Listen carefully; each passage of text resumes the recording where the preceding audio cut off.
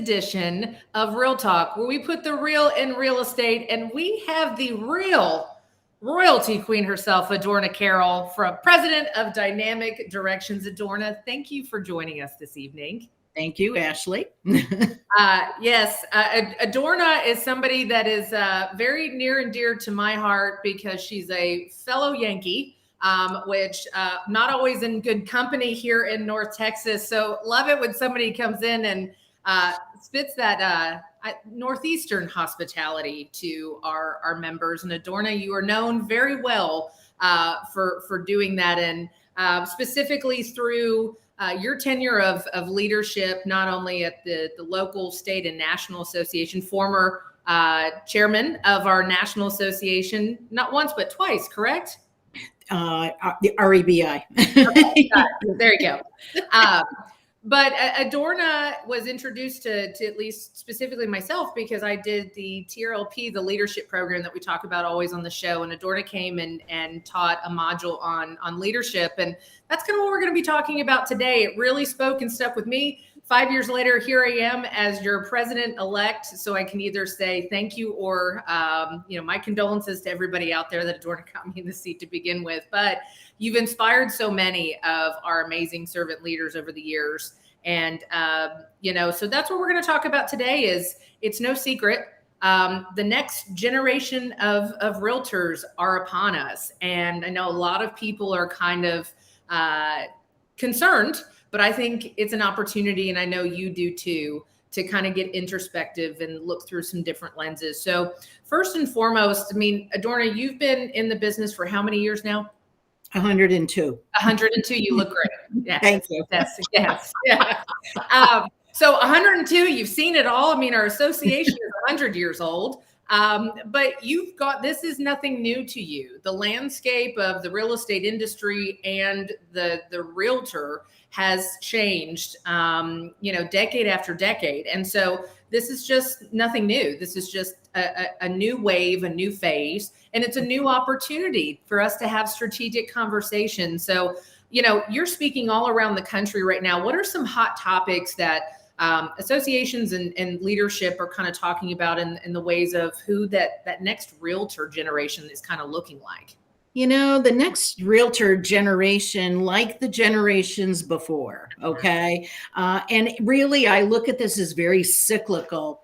There's always a new wave of folks that are coming on. And the biggest challenge, obviously, is making room. Because kind of like once you get plugged in, sometimes you hunker down and you don't want to move over. And that can be a little problematic. Every generation feels that way. Every generation goes through it. And, honestly, the new leaders coming up are going to be trying to inch their way in. They're going to get all settled, and then they're not going to want to move either because it's kind of intoxicating. Actually, personally enriching. The return on investment is amazing. And so there's a lot of benefits. Well, and see, I find it personally intoxicating too. So that's why I always have a drink while I do the show, because it gives me that extra, there we go. See, cheers to that. Cheers. But it does, because, I think people look at us sometimes and go, you're crazy. Why would you take time away from your business, especially when you're in the beginning stages of building your real estate business? Because we are entrepreneurs. People kind of forget that we're business owners. Right. We're marketers first. We just happen to sell real estate. And so it is hard. But I think even the landscape, the biggest thing for me is the landscape of the brokerage. If we even go to that, has changed exponentially. We just got back from the Gathering of Eagles, which was all the high level, ownership and presidents of all the big holding companies and the brokerages. And their main theme was, do your realtors actually value what you're providing to them? It'd be great. You go out and invest in all of this technology. What's the adoption rate? What do they want from you? And are we really taking, a look at that? Do we say what we think they value, but do we actually ask them what they value? And I think so when we're looking at that now, the brokerage model has changed. It used to be, you got your mentorship, your training, your education, you got your networking, you got all of those things. But now, even before COVID, the modeling was changing. And then COVID really ramped it up, where brick and mortar is really just not a normal occurrence anymore. So we removed the networking. We remove the mentorship and the training because they have to outsource the education because the brokerages, because the profit margin for brokerages are now down to like 3 to 4% on average. And that's thin. So they do have to focus on revenue streams and recruiting a lot more. And that's the exciting part where we get to come in. We get to be an extension of the brokerage now, though, and say, okay, what can we do to help you? And then especially these newer agents getting into the business, if we can, this is my personal opinion, if we can get them in the door in their first or second year in their business, we can get them locked and loaded and get that education and that professionalism sharpened. Whereas sometimes it takes years for them in the business before they'll actually dip their toes into what does my association do for me? And I think that's the question too, though, right, Adorna, is what are the associations doing for their members anymore? You know, the sharp ones are a business partner for the brokerages, Yes. really. And I think if we kind of look at it that way, the association is not a one size fits all. You know, It's just this menu that people can plug into as needed for what they need. And, you know, the reality is that it all starts with the broker. Yeah. The broker of record is the most important individual because, you know, if they partner with the association, things can be very easy for them, especially on those thin margins, you know. They don't have to do it all to be it all. And if they understand the value of what the association provides, their agents are a whole lot better off as well. Well, and I think that's the biggest thing is that agents don't leave because they don't leave people. They leave companies. And I think that's the other thing too, is that it's a little different. And so if we can sit there and be that partner, be that extension, and the broker is on board, I think that's the biggest thing. It's that scarcity, fearful mindset. Before it was, don't touch my agents. I don't want you exposing them to different business models, different people, everything else. And now if the brokers would actually get more actively involved back in the association and be visible there, I think it would be very different. And so it was just really interesting to hear these very successful, you know, like I said, it's not just a one brokerage. These are major holding companies that have a ton of brands, and said that there's consistency through all. And people are craving connection. And I think that's what's the association is so unique and what we're able to do beyond the professional development. The networking and the connection that you can get is amazing. And I think so often, you know, we just went to the new member orientation, talking to the TRLP class.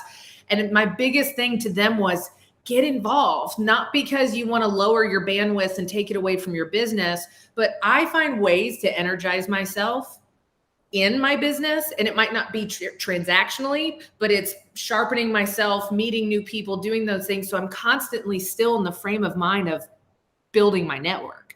Right. And your net worth is your network. Those are the cheesy things we all say, right?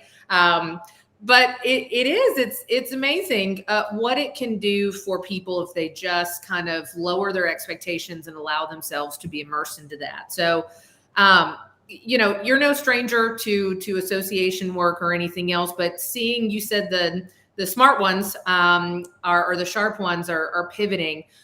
What do you think the need is for us as local associations specifically that we need to pivot with looking at this next generation realtor? What's valuable to them that maybe is a little different of the realtor of 10 years ago? You know, that's a strange question for me because, you know, again, it's what the individual is looking for.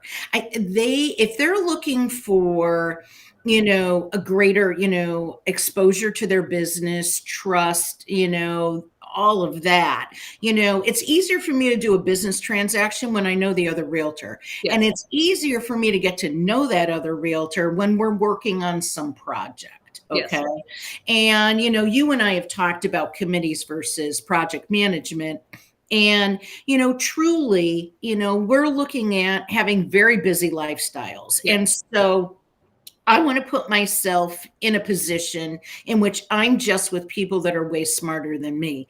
And if I can get to know them and learn from them when I have to do business with them, it just makes it so easy because it's not, what the hell are you doing? Now it's, oh, wait a minute. What are you doing? Should I be doing that Yeah. too? That's a different answer. And as a broker, I used to get the calls all the time. What the hell are your agents doing? And I'm like, and that was initially. And then after that, you serve with other people and they get to know who you are, what your integrity is, what your character is, what your intelligence level is, etc. And now the questions are just completely different. And then it is, wow, okay, your agents are doing this. Should my agents be doing that? And now it's a different conversation. No, I think that's great, Adorna. I mean, you bring up a really good point, whether it's just your reputation in the industry, if you don't directly know somebody, but they see your face, they see what you're doing, they see you're visible.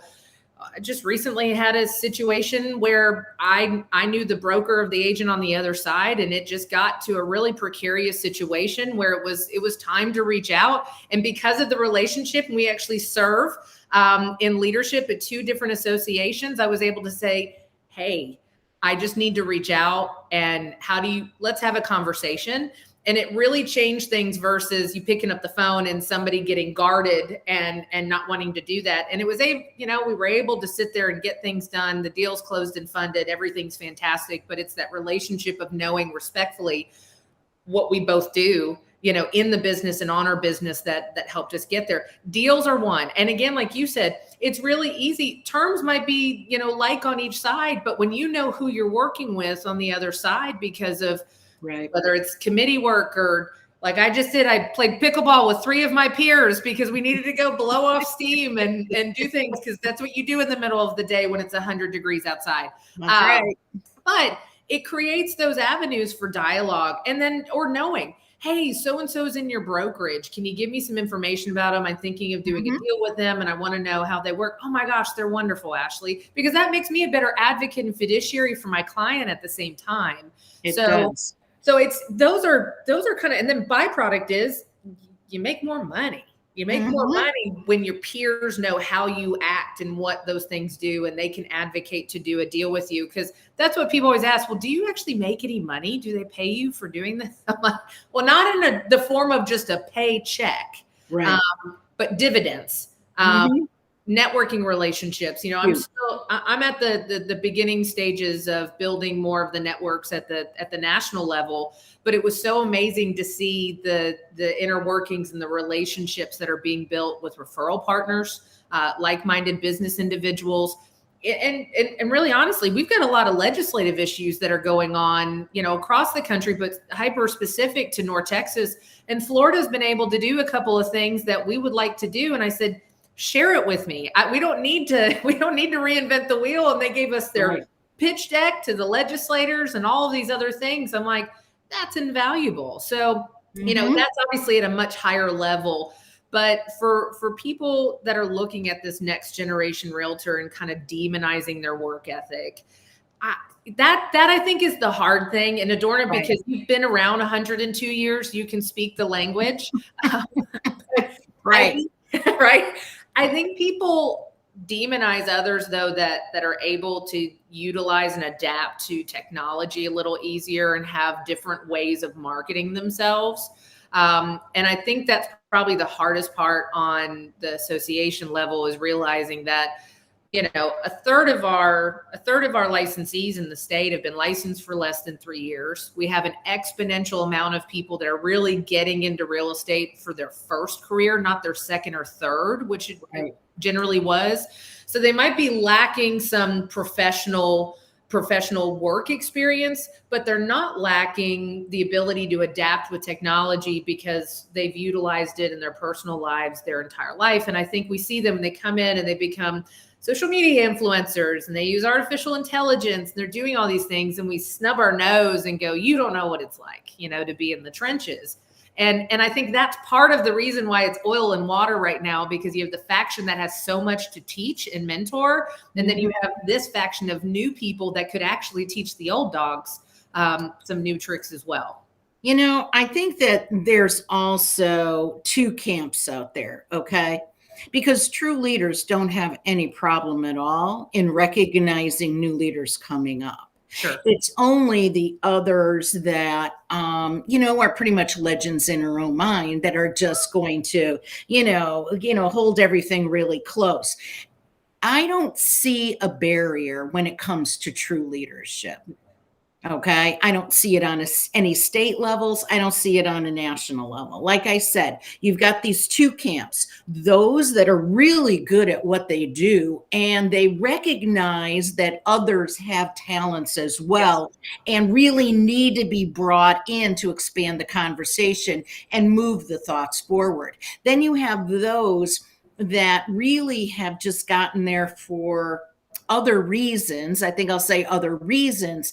And they are really there from themselves, and they're not there for the greater good. Sure. And so when you separate those two, one is going to be a barrier to others elevating. Another is going to be, honestly, a leverage for the other. And I think, I had a lot of help getting where I got.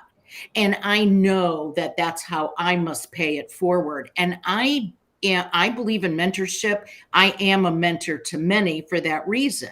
I think that's why I do what I do, Ashley, because, when I'm going to groups around the country, you could see who the wannabes are and you could see who the real leaders are. Yep. And that's really the difference here. The association has opened doors for a reason, but it's not there to allow the circus to come to town.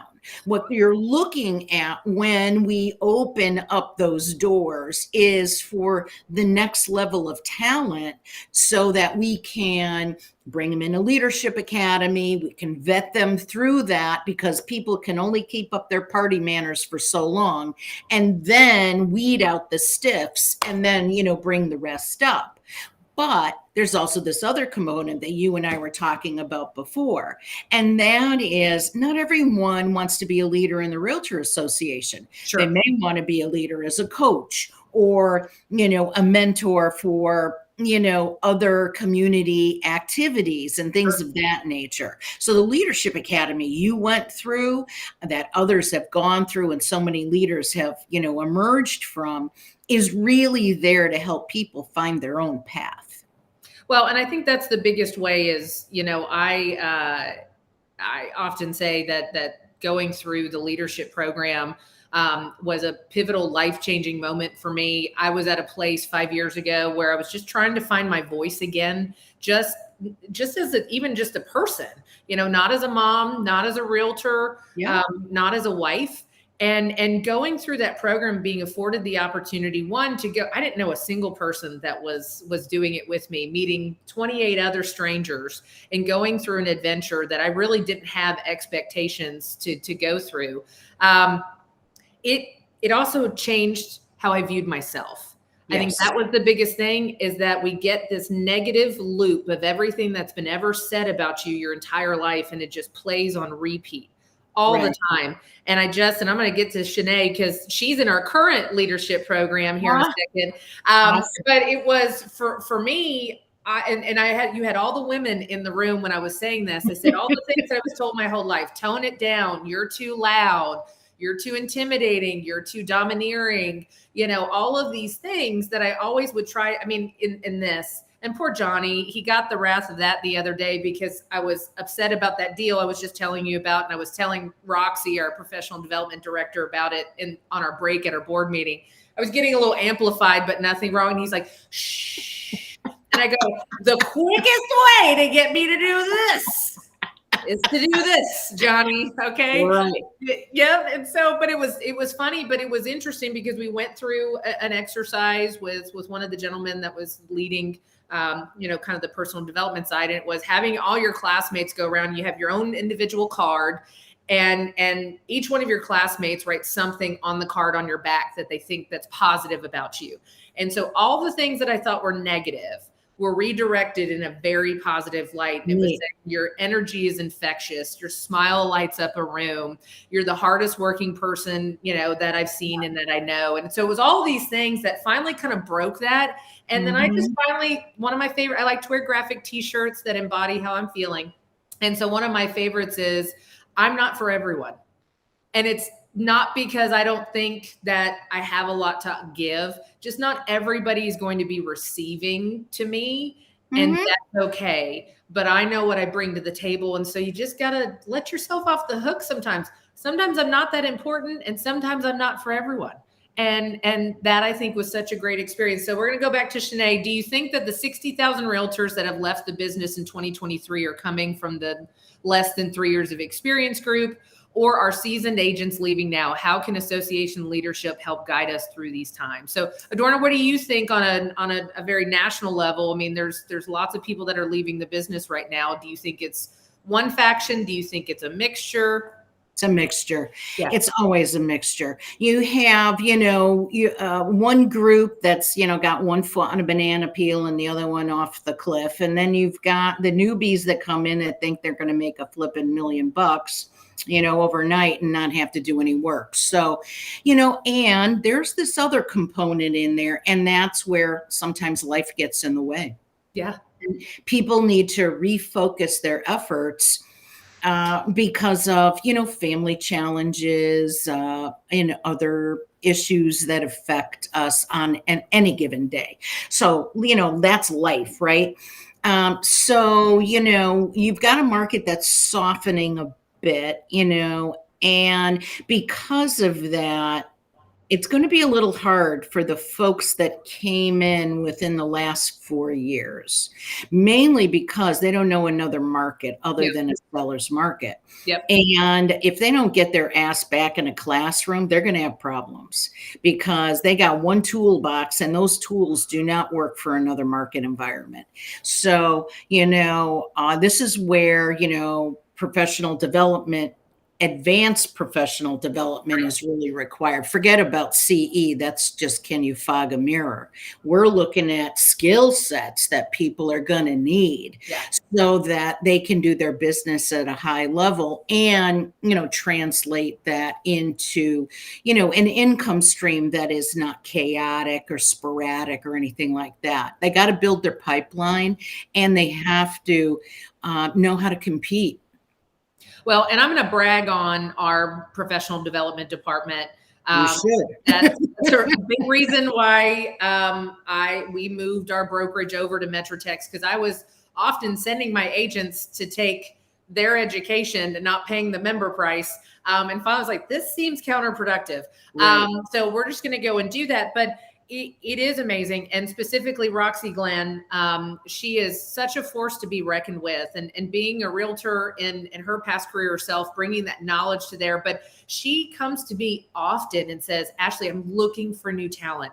Here's the thing. Here are the holes that I see in our curriculum right now. If you go to something or see someone, send them to me, because I want to bring fresh ideas to be able to offer. That's huge. When your director of professional development comes to your leadership and says, these are the holes I see, and if you can help me fill them, please let me know. And I've done that multiple times, being able to sit there and do that. That's what's amazing is they're seeing it too.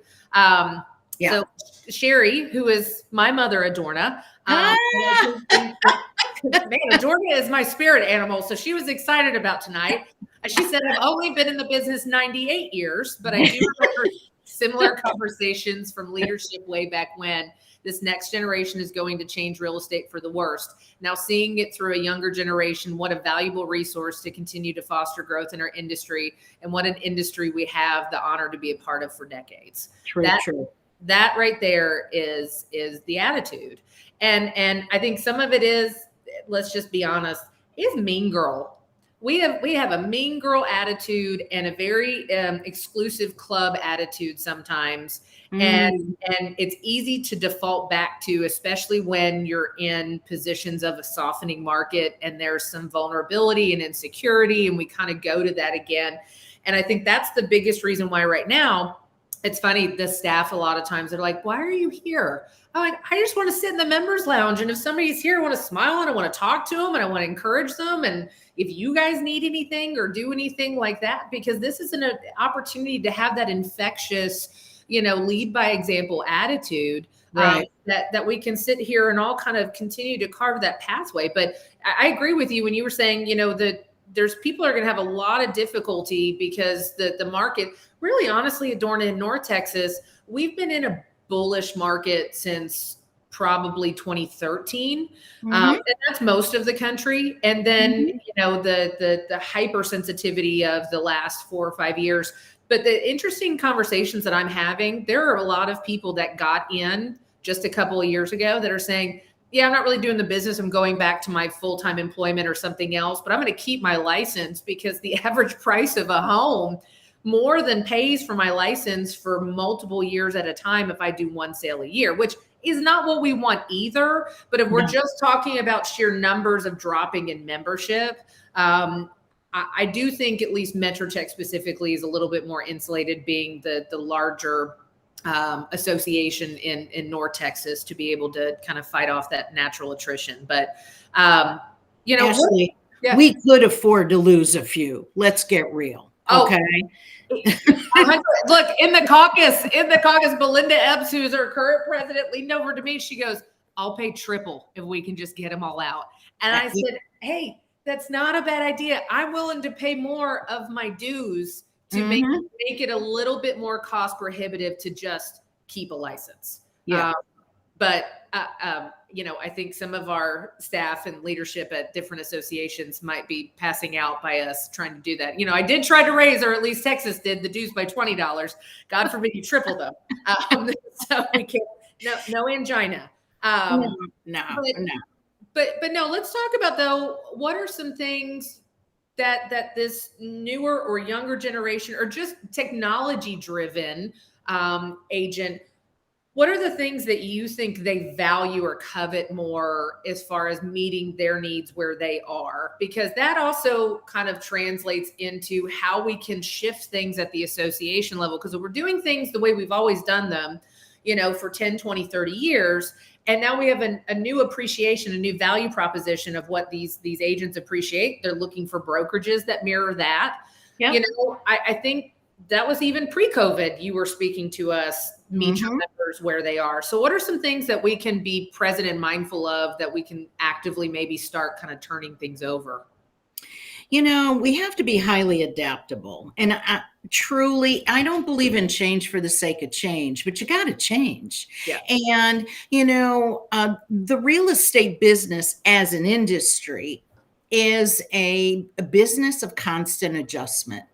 And associations have to keep pace with the constant adjustment. So, technology is not a new thing. No. Technology is always evolving. And that has, happened through my entire career. You and I were talking about, MLS Books, for heaven's sakes. Yeah. And you know what? I remember the fights over that. Okay. Don't take my MLS book away. Like, are you freaking kidding me right now? Right. Turn your damn computer on and print this. It's just not that hard. Yes. So, it's helping people realize the efficiencies that are available. And here's where, if you're a native to technology instead of an immigrant to technology, we need to be able to help each other through that. Yep. So I see a lot of opportunities for new trainers coming on board and new people that are involved on a board and committee level, because they bring perspective to the table, and it is a unique perspective. Yep. You need all voices to be able to make a decent decision. And, I relish the opportunity when I'm sitting with someone that has a different perspective. And clearly, if we're in different generations, but it could be different cultures, it could be different backgrounds, it could be a lot of different things. Sure. We all bring something different. And that's what I love, is the diversity at the table to collectively move the ball forward. Well, and that's the biggest thing. And just hearing, it's like, okay, well, what is the barrier of entry, or why aren't we getting some of these new people into the building? And some of it's the time commitment, and not because they're not committed to doing something. It's just the return on the investment for the amount of time we're requiring from them. It doesn't seem to equate to that return. Again, you talked about that 5 years ago. One thing is committee work maybe can look different, whether it's a project task force. When you have an objective and you go to highly trained professional individuals and say, hey, we need you. We've got this project or this task force for the next 3 months. Would you be willing to commit your time to that? Right. That's advantageous to them. There's a goal, there's an objective, there's a timeline. But sometimes I think we feel like we need a meeting just to have a meeting. And we have definitely shifted that culture at MetroTex to where we've said, hey, there's really nothing to meet about. We're going to punt till next month because our members' times are valuable. And I think going back to that is smart. And not every committee needs to be a standing committee. So we are having those questions and those conversations at the MetroTex level, which I think is great. You said something else that always resonated with me. Stop wasting the best years of your members' time. Right. And it's because sometimes we create this fictitious ladder that we feel like you have to go up each rung before you'll be able to serve where you feel like you can serve. That's right. So kind of talk about that, because it's not old school versus new school, but there are definitely people that feel like there's this unspoken tenure that has to be had before you're going to be an effective leader. So what's kind of your thought process on that? Well, working with MetroTex and some of the other more sophisticated organizations, and I say that because size honestly does not matter. It's a mindset, right? Is about how to value the talents, and by the way, recognize the talents of the individuals that you need. We're not here to put butts in seats, okay? Because that just irritates everybody. And it's a shift between a club mentality and a business mentality. So if I have a tech infrastructure issue that we need to resolve, maybe we need a new innovation. We're looking at how to incorporate AI in a responsible, way. You've got to get the right people at the table to have the conversation. Now, you can have that in a fishbowl where folks are just fascinated by the topic, and so they get to hear it. But the only people that should be rolling their sleeves up and getting in there are the people who understand the dynamics of that issue and now really can offer a resolution that's cost effective, makes sense, and is expeditious in every way. If you extrapolate that concept throughout the entire business organization, it changes dramatically. And that also presents opportunities for us to view the participants.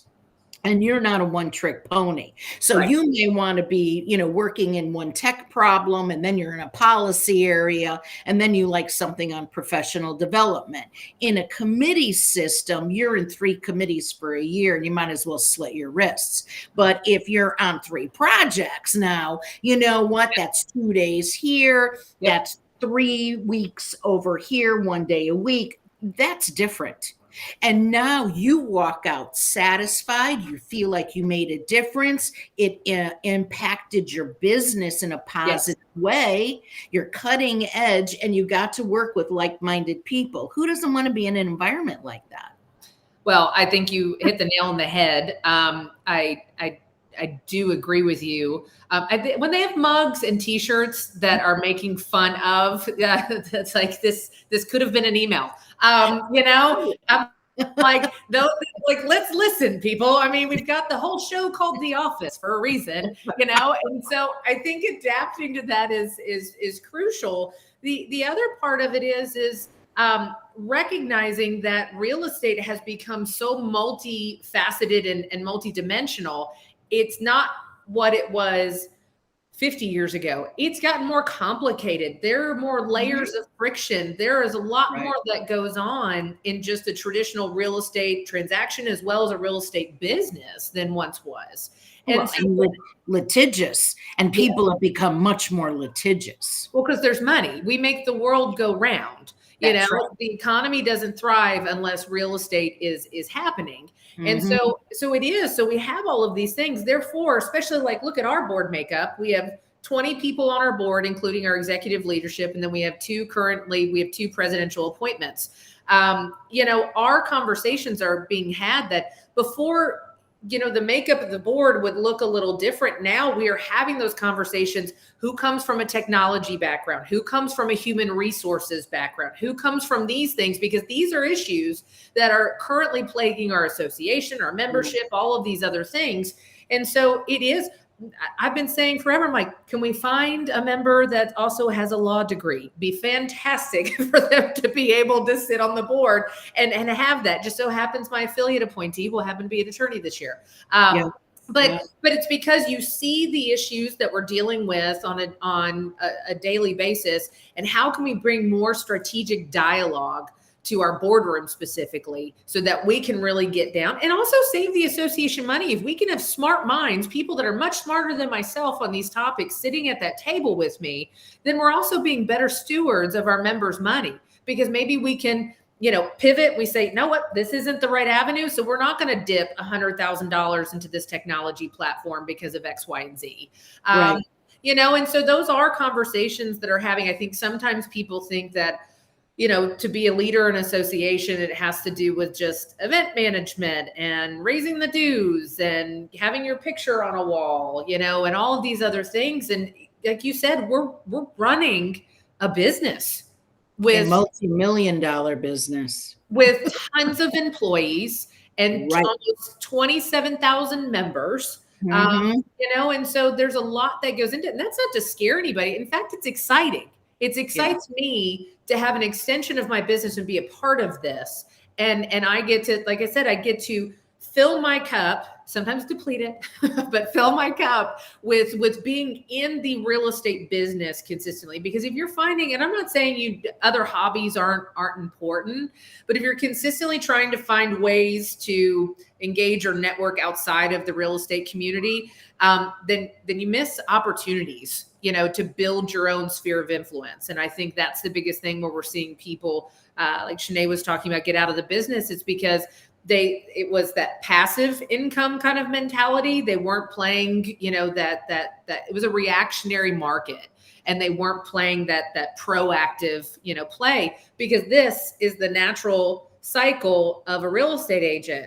And we're Buffini people and everything else. And I just always visually look at that. It's like the peaks are fantastic, but you have to limit the valleys. And so you can go up here, but instead of your valley being down here, if your valley's just here, you're going to be okay. That's right. And those are things that we can do, Shanae, at the association level, is help people understand what they need to do. This is not a quick money grab opportunity. Like you were saying, Adorna, we need to teach these people how to really, truly successfully run a business. Well, and they need to be able to earn enough money to retire. Yes. You don't need to be 92 years old with a walker saying, here's the kitchen, here's the living room. Right. I mean, there comes a point at which you need to have money. Yes. And I've been self-employed my entire career. Okay. Mm-hmm. My entire business career. I'm in a family of entrepreneurs. Yep. And one thing is for sure, if you don't even out those peaks and valleys, yep, you have a tough road. Yep. And you know what? You have to build a sustainable pipeline. Yep. And that requires tools, that requires techniques, it requires career skills. And you can't get that from CE or any of the, easy stuff, the low-hanging fruit. You've got to invest in your business. Well, and I think that's the biggest thing is going back to, we have about 20 minutes. We're just blowing people away. Now they're just soaking it up. So there's not a lot of questions at the moment. Either that or we're scaring them. I'll take either one. I've been known to do both. I'm going to go with scaring. Yeah, that's fine. But going back to our professional development, that was one thing too, was, hey, camera readiness. we're sitting here on a live stream right now, and that has changed the landscape. It's also an exciting one. Before, thank you, Shanae, for making us feel better about ourselves. That it's good info. But for me, I'm okay with doing this. Obviously, getting on a camera and everything else is something that. Do we have a baby at the I house? do. Can I have one moment? Yes, you're absolutely fine. Help. This is live TV, folks. It is. Ew. Well, when you've got think about the young families that are out there.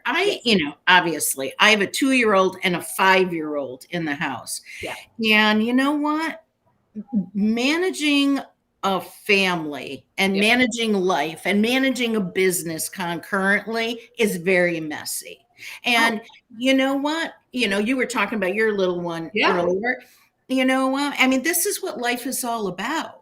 Yeah. And, I like being so good at my business that I spend a quality amount of time on my business, but a quantity of time with my family. And I've learned very early on that, setting priorities are important. It's always family first. And that's why I wanted to make sure that my career was humming.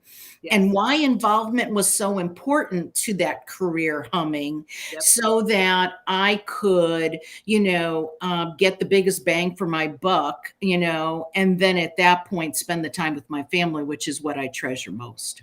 Well, and that's the biggest thing. I tell you, my mom and I are, she got her real estate license when I was 15, begged me not to get my real estate license, get a good corporate paying job with benefits. So what does every good defiant daughter does? She rebels and she gets her real estate license. But here we are, and 20 years later, we're in business together. She homeschools my daughter. I'm the one pounding the pavement, and she's taking the role of broker, and taking all those things. But she's also taking the biggest, most important thing ever in my life. And that's for me to know that my daughter's in good hands when she's not with me. And that allows me to propel myself into my business in another way. And it is how it's everything. And I don't think we talk about that enough, because people are juggling so many different balls than they used to by themselves. So yeah, my daughter, she had a complete breakdown. She wasn't feeling well, and she couldn't wrap her mind around why she wasn't feeling well. And I got, 5-10 minutes late with you, and your time is precious to me. But it's sitting there and going, in that moment, I'm not going to give her to her dad where she needed her mom, and it's okay. And we're just going to be 5-10 minutes late because my character speaks for itself. That's not something that I consistently do, but we have to do that. And I will tell you, Janet Kane, who is probably not on here right now, but I have to speak to this. She is our fabulous CEO. And she tells the leadership all the time, family's first. She has that same mentality with our staff. And you can tell they really feel like they have that opportunity to take care of themselves, which means we can work 10 times harder when we're present and when we're there. And those are things that I think we could also, that's a really interesting topic that I don't think we've actually teetered on in as far as education or bringing somebody in, is how do you manage your family and make sure that you're building a healthy, thriving business, but that your family isn't suffering in the meantime. So, I think it's, you know what? We paid Adorna to have her grandchild crying in the background just so we could have this fantastic conversation. Well, I do want to say a couple of things about this. First of all, your staff is amazing at Metro Tex. I have the absolute highest regard for your CEO, Janet Kane. Okay. She's a rock star. With that said, she's authentic as well. And that's what we need to carry over into our business lives here. If you're going to have a long career in this business, you need to have your sights set, first of all, on what you want to be when you grow up. And be careful what you wish for. And then have multiple paths so that you have the availability of income streams at every juncture. And you need a lot of really good support And familial support is pivotal. Otherwise, you can't focus on what you do. Well, and that was the thing. When anytime we interview a new agent, we have that conversation. Especially, if they're married, what does your partner feel about you doing this? Do they understand what this looks like? All of those, because if you don't have the support at home, it's very difficult to be in the trenches of real estate and being an entrepreneur. Again, I looked at my husband. We've been married almost 12 years now. And I looked at him last year because it's been so difficult to find good support, to leverage and things. And I just looked at him and I said, I'm done. You are getting licensed. You've driven me around enough. You've packed my cooler. You have listened to me for 12 years. Oh, Janet is on there. Hi, Janet. Yes. But I looked at him and got him licensed. You know what? That was a big part is I also do. I told you in the pre-show, part of being involved in the association gave me the ability to be in rooms with people that were smarter than me. And now a third of my business is commercial and multifamily investments. And before I didn't have the tools or the professional competency to do that. And now I do. And then a part of that was I was giving my assets over when I acquired them to people that weren't asset managing to the same level that I wanted to see. So like you said, revenue streams, one is making sure that the business comes back, but two, I don't want to be a property manager. My husband is completely wired that way. I think most men are wired to be property managers. They can just pick something up and place it over here. Something like I don't know. I can't imagine who's wired for that. I give people a lot of credit for that. Yeah. So I'm married to one and I recognize that, but he thrives in that role. And so for him to support that side of the business, my mother is the broker. She's also sitting there, an extension of me with my daughter, who is my most important asset in this world. That's right. Then my stepdad is a mortgage lender. And so, and he's been in the business for 30 years and COVID, for all the crap that it did, it also showed you what was truly important. And so we moved a half a mile away from each other and we've created this really supportive ecosystem to be able to pound the pavement in this way. Hey, my husband and my daughter, they're out at a movie right now. Obviously my mother's on here chiming in because she just loves to gush and dish on all of this kind of stuff. And you sit there and you say, okay, now go. Dogs are locked up. You're going to support me, go to the movie theater, and have a great time. But it's balance and it's communicating and it's having those conversations. It's like Shanae said, they just did the media training for the leadership program with Angela from Texas Realtors. She said, we didn't learn how to manage babies on a live stream, but this was a good example of how to handle it gracefully. And it's like, how many times does stuff happen? I'm sure when you're teaching or presenting or something else, whether it's you or somebody in the audience themselves, you're never given a surefire, clean environment to do this. And I think my biggest thing is I just laugh. I mean, what are you going to do? I mean, in those environments. You know what? You take it a minute at a time. You deal with what you have to, and you don't get shook and you don't blame anybody else. Oh, I mean, that's when there's a difference between a leader and not a leader. Yep. A leader takes responsibility and wannabe blames someone else. And I see it happen all the time. You'll see it on committees, you'll see it on work groups and task forces. There's always someone that either did not come prepared and now it's everyone else's fault, or, they made an error in judgment and they're not able to take responsibility for that. And that's some of the stuff that we watch for. Yeah.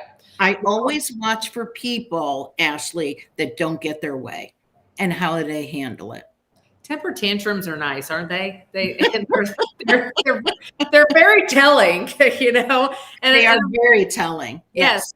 And unfortunately, I think I have an innate ability to sometimes trigger some behavior because I just don't. I don't play, and it's not because I'm not empathetic. I'm very kind. I'm very compassionate. I'm very empathetic with people. I don't like bull. And again, that's because, fellow Yankee can understand that. I think we have a different tolerance for certain things living on the East Coast. It is a completely different world. And so I do. I think it's very telling. Watch how somebody behaves when they're uncomfortable or something happens, and the recovery. That's the other thing. The recovery is the most important part. We're all flawed human beings. Let ourselves off the hook. I have done so much stupid stuff in my life, but look how I have rebounded. That's what but everybody looks at that too, and then looks, oh gosh, Adorna's perfect. She's built this big kingdom for herself, and she's never made a mistake. And oh my gosh, and everything else. And it's like, man, if they could just see all the mess that's in the boxes in the garage, of all the stuff that we've done wrong, but it's also gotten us here because they've been wonderful learning experiences. That's correct. Yeah. That's correct. Well, it's like Sherry said, the world is done with pretending life doesn't exist in each of us. And I think that's the thing too, is that we're embarrassed to be vulnerable sometimes. And that doesn't mean you have to put all your mess out there, people, but it just means sometimes it's okay to say, hey, you know what? It's not a good day, or, this is what's going on. You didn't blame the baby. I appreciate that. You didn't say, hold on, I got to go quiet the baby because the baby's being a problem.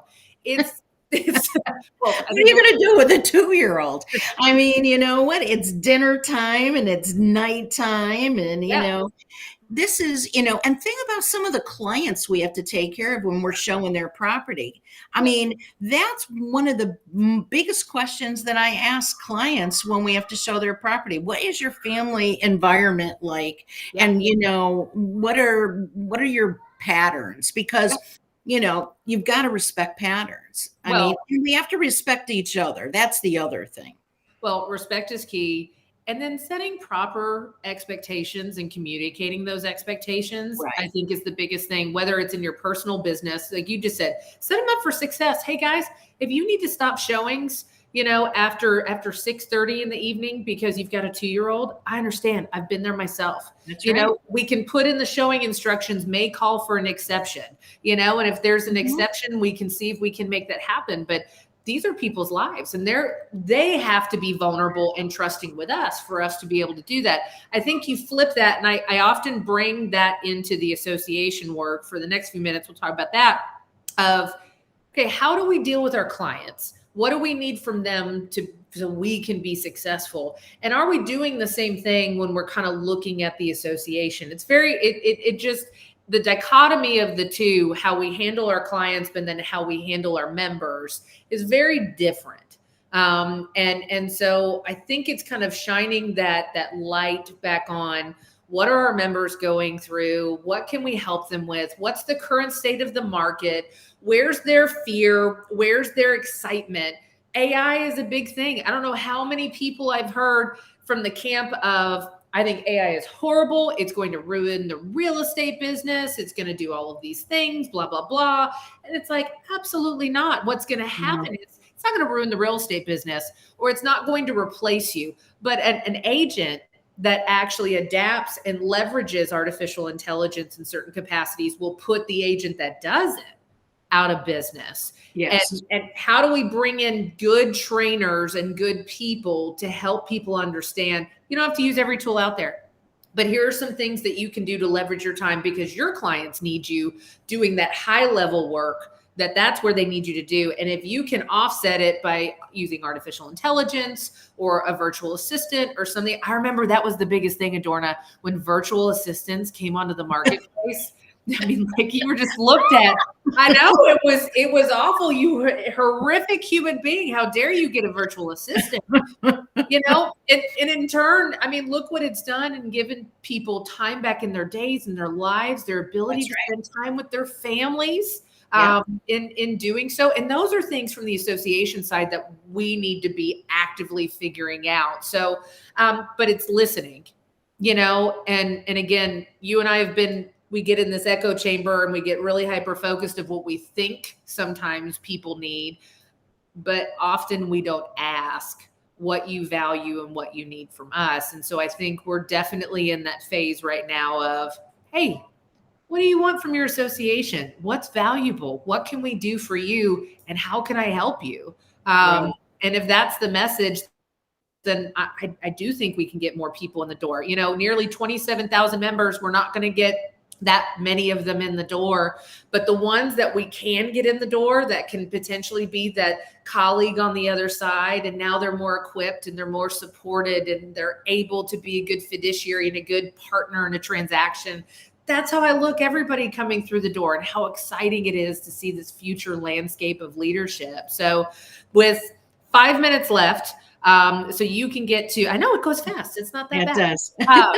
But with 5 minutes left, I kind of want to give you the floor to maybe discuss some of the things that, or something, or a topic that kind of you're seeing around the water cooler, or something that to be mindful of, or just anything in general, because that's why you're here, Adorna, because we love you spitting the truth at the rest of us. Yes. Well, I appreciate that. I think that there's a couple of things we need to keep our eyes on. Yeah. And, obviously there's a lot of conversation about the lawsuits that our industry is involved in.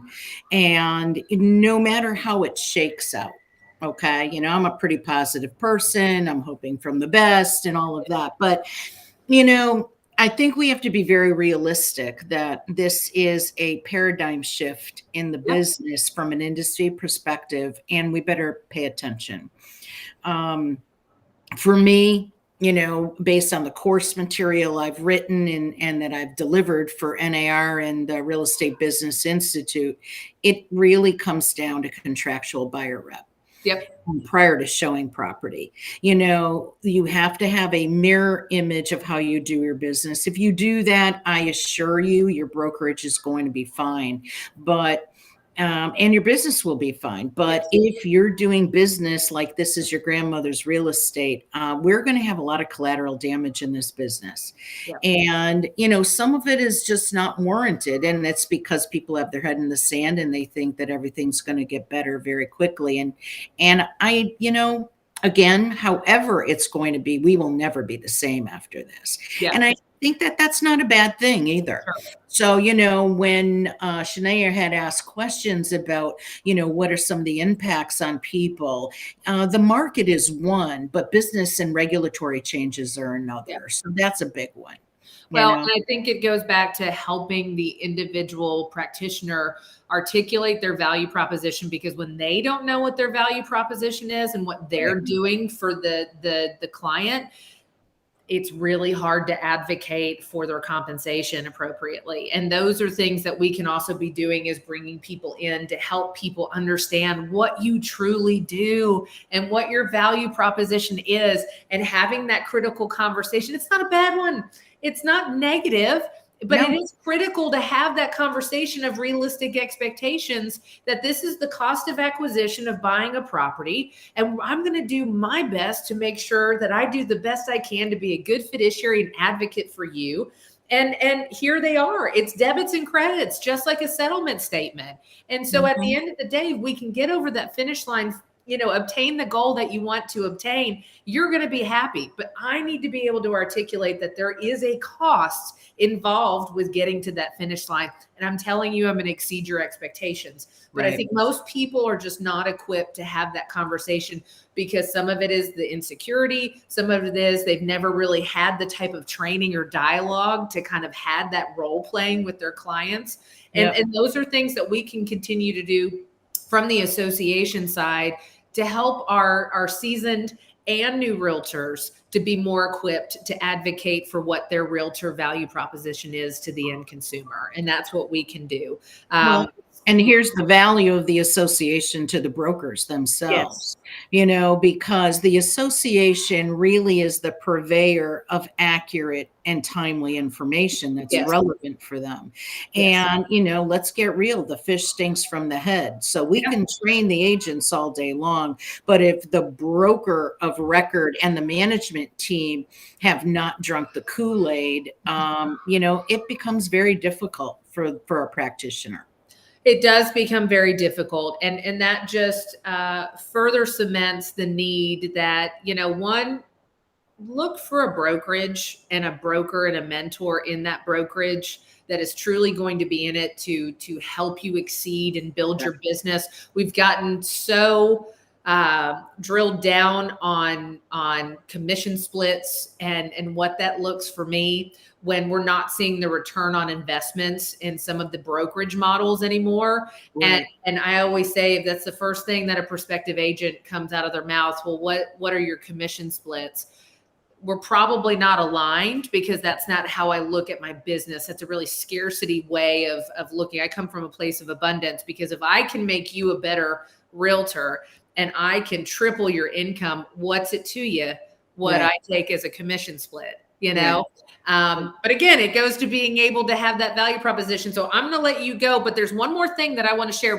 This is one of those value things from being in leadership at the association. Janet Kane took us to the Gathering of Eagles, which was the Real Trends conference. Wasn't a realtor association one, which we love, and we love to network, but this was where the mover and shakers of our industry were at. But Alto Research was there, and they were talking about something that was really, it's a good takeaway from the people that are sitting here right now. When people talk about the crash of 2008 and what led up to it, you saw a super rise of bankruptcies for the years preceding. And then we had the foreclosures and the financial crash. And so that's really what decimated the real estate industry.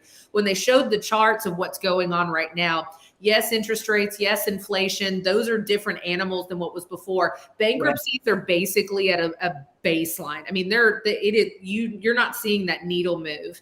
And so that was kind of fantastic to see another takeaway. We talk about how it's different, but then to actually give evidence of what led up to this one and what put our sellers in a worse position. The other thing was that 42% of homeowners in the United States don't have a mortgage. And so when you sit there and you look at that, you're going, wow, almost half of the homeowners in this country don't have a mortgage, which means if something were to happen, they're not in a situation where it's going to be a foreclosure or a short sale, because there's no debt service on that house. So that was huge. And the last thing that just resonated with me, with the amount of equity that people have in the United States here currently today, it's larger than the GDP of China. And so when you actually take away like those things, those are things that kind of sit on your tongue there, and you're like, that's really interesting. And so if I can leave our viewers with something like that, have really constructive conversations. Don't just tell them it's always a great time to buy and sell. We always hear that, and then let's close. And they make fun of us that way, but have information that any person, any layman consumer can understand. And I think each and every one of those is great. Nearly half of Americans don't have a mortgage on their property. The amount of equity that's in the U.S. housing market is larger than China's gross domestic product. And the amount of bankruptcies that were happening preceding of the years of the big financial crash was exponential, which is what caused the short sale and the foreclosure boom. So guys, it's not the market that we've seen the last 4 years, but the indicators are that it's not going to be the market of 2008, 2007, and so forth. So have good probative conversations, seek that really good information, and hang out with people like Adorna, and come to Metrotex and do that for a living. So Adorna, thank you so much for joining us this evening. My pleasure. Always a joy. Always a joy. Well, taking precious time away from your family, having a cocktail with me, and hopefully I will get to see you in person very, very soon. I hope so. You take care, Ashley. Thanks very much. Folks, have a good night. Thank you. Bye-bye.